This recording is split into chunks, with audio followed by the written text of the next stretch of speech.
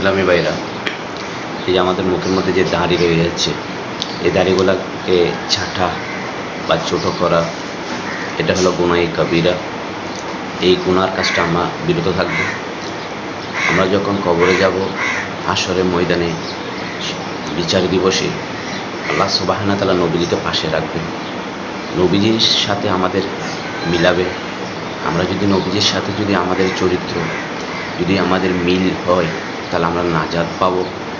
যদি আমরা নবীজির মতো না হই, তাহলে আমরা নাজাত পাবো না। প্রিয় ইসলামী ভাইয়েরা, আমাদের অনেক ইসলামী ভাইয়েরা আছেন, তারা দাড়িকে ছাঁটে ছোটো করে ফেলে। অনেকে আবার ফতোয়া দেয় যে 40 হাত দূর থেকে চিনা গেলে হবে।